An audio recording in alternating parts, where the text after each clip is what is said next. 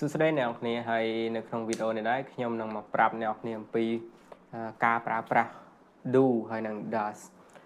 អ្នកនរគ្នាដឹងអត់ថា do ហើយនិង does ហ្នឹងគឺជាទូទៅគឺយើងឃើញគេប្រើនៅក្នុងបច្ចុប្បន្នកាលធម្មតាដែលយើងហៅថា present simple tense ហើយការប្រើប្រាស់ do ហើយនិង does ហ្នឹងមានលក្ខណៈខុសប្លែកគ្នា do និង do ហើយនិង does ឥឡូវខ្ញុំបញ្ជាក់ថា do យើងប្រើជាមួយ subject I you we ហើយនឹង they ដល់ពេល does នេះគឺយើងប្រើជាមួយ subject he she ហើយនឹង it អូខេអញ្ចឹងយើងប្រើ do ឬក៏ does ហ្នឹងនៅក្នុង present simple ហ្នឹងនៅពេលដែលយើងចង់បង្កើតទៅជាសំណួរឬក៏ជាប្រយោគបដិសេធមុននឹងយើងដល់ការបង្កើតប្រយោគសំណួរឬក៏ប្រយោគបដិសេធឥឡូវយើងមកស្គាល់កិរិយាសព្ទមួយចំនួនដែលយើងធ្លាប់ឃើញហើយខ្ញុំនឹងប្រាប់ថាតើវាមានន័យយ៉ាងម៉េចអូខេ speak និយាយ play លេង read អាន like ចូលចិត្ត know ដឹង sleep គេងឬក៏សម្រាន get up ក្រោកពីគេង brush ដុសដូចជាដុសថ្មាញអីចឹងអ្នកនរគ្នា eat ញ៉ាំ drink ផឹក wash wash ហ្នឹងដូចជាលក្ខណៈថា wash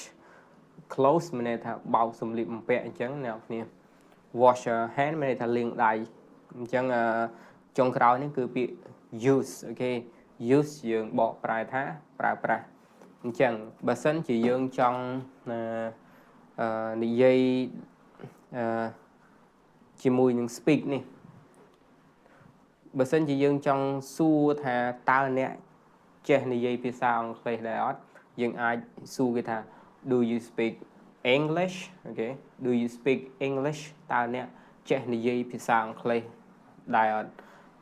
បើសិនជាយើងចង់ប្រើជាមួយ subject he ឬក៏ she វិញអ្នកនរគឺយើងអត់ប្រើ do ទៀតទេគឺយើងប្រើ does វិញអូខេ does she speak English does she speak English អញ្ចឹងមានន័យថាតើនាងចេះនិយាយភាសាអង់គ្លេសដែរឬទេហើយបើសិនជាយើងចង់ប្រើ do does ហ្នឹងជាប្រើជាលក្ខណៈប្រយោគបដិសេធវិញអ្នកនរឧទាហរណ៍ថាdo I don't speak French អូខេ I don't speak French អញ្ចឹងមានន័យថាខ្ញុំអត់ចេះនិយាយភាសាបារាំងទេឬក៏យើងអាចនិយាយថា he doesn't speak French អូខេ he doesn't speak French គាត់អត់ចេះនិយាយភាសាបារាំងទេហើយបន្តមកទៀត play អញ្ចឹងយើងអាចឲ្យទៅជាប្រយោគឯនោះគ្នាមានន័យថាអញ្ចឹងយើងអាចបង្កើតជាប្រយោគថា does he like to play volleyball does he like to play volleyball មានថាតើគាត់ចូលចិត្តលេងបាល់ទះដែរអត់អូខេអ្នកនរបន្តមកទៀតreadអូខេអានអញ្ចឹង does she read many books does she read many books តើនាងអានសៀវភៅច្រើនដែរអត់អូខេតមកទៀត like ចូលចិត្តអញ្ចឹងបើសិនជាយើងចង់បង្កើតទៅជាសំណួរដោយប្រើ do does អញ្ចឹងយើងអាចប្រើយក does បើសិនយើងចង់បាន subject she អញ្ចឹង does she like cooking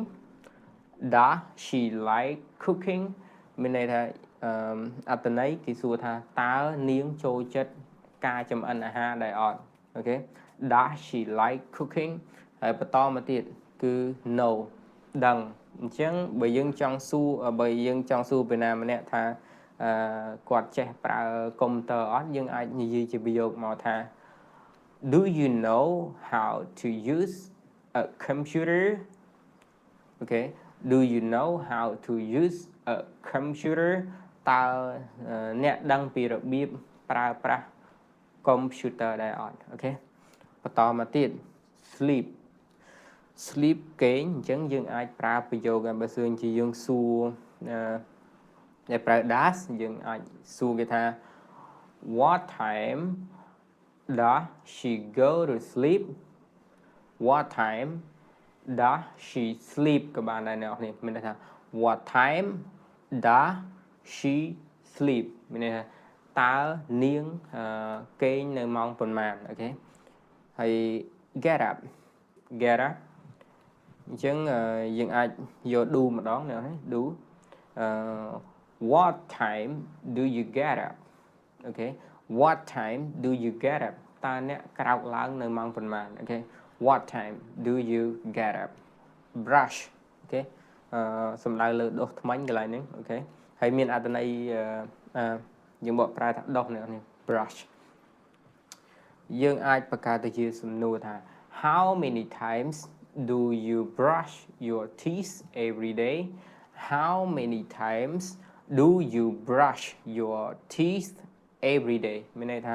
តើមួយថ្ងៃអ្នកដុសធ្មេញប្រមាណដងអូខេ brush